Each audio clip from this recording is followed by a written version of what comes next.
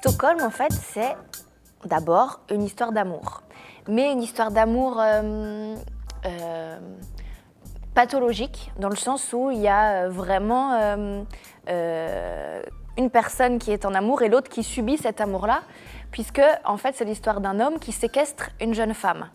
C'est inspiré de l'histoire de Natacha Kampusch, voilà, qui est la première survivante à une séquestration qui a pu donner son témoignage et qui a écrit un livre, et qui a été interviewée par beaucoup de journalistes. Laisse-moi. Laisse-moi. Vivre. C'est vivre vraiment que je veux.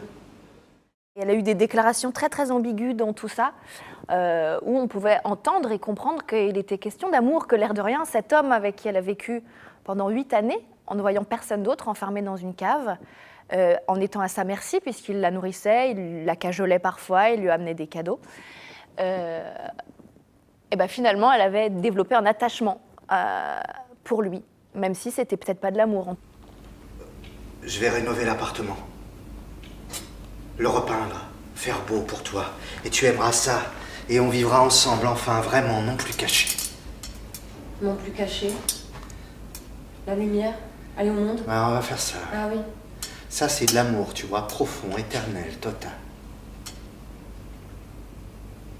Et si tu m'obéis, alors, tu pourras monter, quitter la cave, prendre un bain. T'aimerais ça, prendre un bain? Dormir dans un lit, un vrai lit?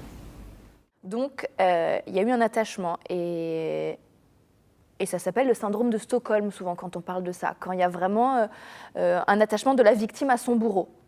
Et ça m'a fait penser, toute cette histoire, à nos propres histoires à nous, nos propres relations, qu'elles soient amoureuses, amicales, même aussi parfois, ou familiales, où on a effectivement des rapports, des fois, de dominant-dominé, de possession, et qui sont aussi un peu dans toute l'histoire de la littérature aussi, même avec Roméo et Juliette, avec toutes les grandes histoires d'amour où c'est « si je suis pas avec toi, je meurs ». Un espèce de, voilà, autour de la passion, et c'était cette thématique-là de passion, d'attachement, dans la douleur aussi, qui m'intéressait. De ces années d'isolement, je t'aime, de peur, je t'aime, d'horreur même. Et non, je te hais pas. Il faut de l'amour profond pour haïr.